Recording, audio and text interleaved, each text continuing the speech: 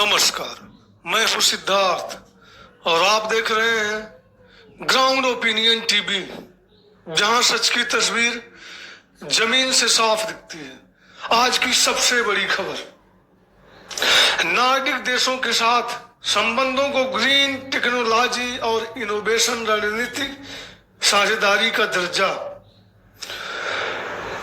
Mister Modi की Finland, Iceland, Norway, Sweden व Denmark के प्रधानमंत्रियों के साथ बैठक। आज इसी विषय पर चर्चा होगी। वीडियो के लास्ट तक बने रहें, आपको पूरी जानकारी मिल जाएगी। तो आइए चलिए शुरू करते हैं वीडियो बगैर देरी किए हुए।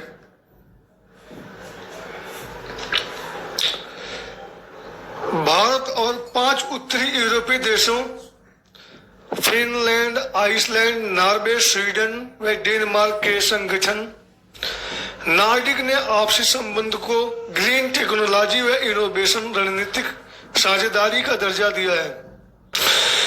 इसकी वजह से माना जा रहा है कि पर्यावरण सुरक्षा, जल संरक्षण और सौर ऊर्जा जैसे अन्य उन्नत प्रौद्योगिकी क्षेत्र में इन देशों की कंपनियां अब ज्यादा खुलकर भारत में निवेश करेंगी। उक्त फैसला ओस्लो में पीएम मोदी और 5 देशों के प्रधानमंत्रियों की अगुवाई में हुई तीसरे भारत नॉर्डिक सम्मेलन में हुआ। पीएम मोदी ने इसे नॉर्डिक देशों के साथ भारत के संबंधों के नए स्वर्णिम युग की शुरुआत बताई। मोदी ने इन सभी देशों के प्रधानमंत्रियों से अलग अलग द्विपक्षीय बैठकें भी की है। नॉर्डिक क्षेत्र के देशों को आकर्षित करने की यह भारत की सबसे अहम पहल है। इस तरह की पहल दुनिया का कोई और देश नहीं कर रहा है। नॉर्डिक देश उत्तरी यूरोप और उत्तरी अटलांटिक में एक भौगोलिक और सांस्कृतिक क्षेत्र है। इसमें Denmark, Finland, Iceland, Norway, Sweden के संप्रभु राष्ट्र शामिल हैं।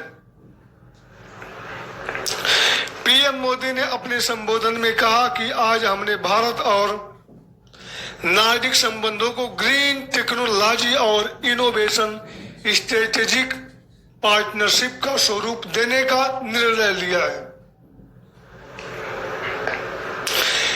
इस ग्रीन टेक्नोलॉजी पार्टनरशिप से हम आइसलैंड के जियोथर्मल व मछली पालन, नॉर्वे की समुद्री आर्थिक और आर्कटिक तथा सभी नॉर्डिक देशों की समुद्र विज्ञान व सतत विकास के विशेषज्ञों को भारत के इसके विशाल बाजार व प्रतिभा के साथ जोड़कर पूरे विश्व के लिए एक बेहतर भविष्य सुनिश्चित करेंगे। पीएम ने आगे कहा कि वैश्विक तनाव और संघर्ष के इस दौर में भारत और नॉर्डिक देश साथ मिलकर एक नियम आधारित वैश्विक व्यवस्था को बल देते रहेंगे। चाहे यूक्रेन हो या पश्चिम एशिया, हम संघर्ष की शीघ्र समाप्ति और शांति के प्रयासों का समर्थन करते रहेंगे। हम इस बात पर सहमत हैं कि बहुदेशीय संस्थानों का तत्काल सुधार आवश्यक है। आतंकवाद पर हमारा स्पष्ट और एकजुट रुख है। कोई समझौता नहीं, कोई दोहरे मापदंड नहीं। नेताओं ने अलग भारत नॉर्डिक शिखर सम्मेलन हेलसिंकी में आयोजित करने का निर्णय लिया। विदेश मंत्रालय ने शिखर सम्मेलन के 8 परिणामों की एक सूची साझा की, जिसमें जलवायु कार्रवाई में भारत नॉर्डिक पहल चिन्हित, एफटीईएम क्षेत्रों में अनुसंधान पहल, ब्लू अर्थव्यवस्था में सहयोग बढ़ाना, प्रतिभा की गतिशील को बढ़ावा देना और नॉर्डिक देशों के साथ रक्षा औद्योगिक सहयोग का निर्माण करना शामिल है।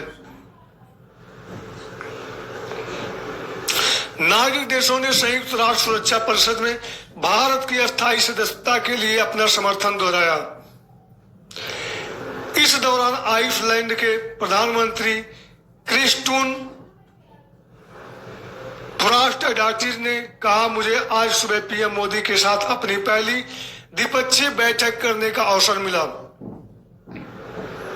जो हमारे लिए बेहद महत्वपूर्ण बैठक थी, क्योंकि हमारे दोनों देशों के बीच बताने लायक एक शानदार कहानी है। यह शिखर सम्मेलन हमारे लिए बहुत महत्वपूर्ण समय पर आया है, जहां हम यह दिखा रहे हैं कि भले ही हम नार्डिक देश और भारत के रूप में मीलों दूर हैं और आइसलैंड जैसे छोटे देश का स्केल और आकार अलग है, फिर भी कई चीजें हमें एक साथ जोड़ती हैं। बाद में विदेश मंत्रालय के सचिव पश्चिम सीबी जॉर्ज ने बताया कि नार्डिक देशों के नेताओं ने संयुक्त राष्ट्र सुरक्षा परिषद में भारत की अस्थायी सदस्यता के लिए अपना समर्थन दोहराया। प्रधानमंत्री नरेंद्र मोदी ने अपने 5 देशों के दौरे के अंतिम चरण के तहत इटली की राजधानी रोम 5वें बुधवार को भारत के लिए रवाना होंगे। दोस्तों, एक यहाँ और बड़ी खबर निकल कर आ रही है। जियो की भलाई के मुकाबले इंसानी जान अधिक कीमती। सुप्रीम कोर्ट ने आवारा कुत्तों के हमले के मामले में पर सुनवाई करते हुए मंगलवार को राज्यों में कुत्तों के काटने की बढ़ती घटनाओं के आंकड़े भी दिए और कहा कि जब इंसानों की सुरक्षा को संवेदनशील जीवों के हितों और भलाई के मुकाबले तोला जाता है तो संवैधानिक संतुलन को अनिवार्य और बिना शक के इंसानी जान की रक्षा व सुरक्षा के पक्ष में झुकना चाहिए। संविधान के अनुच्छेद 21 में मिला जीवन का अधिकार संवैधानिक सुरक्षा के सबसे ऊंचे पायदान पर है। पशु जीवन के प्रति करुणा चाहे कितनी भी हो, महत्वपूर्ण क्यों ना हो, उसकी व्याख्या ऐसे नहीं की जा सकती कि वह नागरिकों को अपने जीवन में सुरक्षा के प्रति बार बार उत्पन्न होने वाले खतरों को सहने के लिए विवश करें। जस्टिस विक्रम नाथ, जस्टिस संदीप मेहता और जस्टिस एनबी अंजारिया की पीठ ने 131 पन्नों के अपने आदेश में सवाल किया कि किसी खास इलाके में आवारा कुत्तों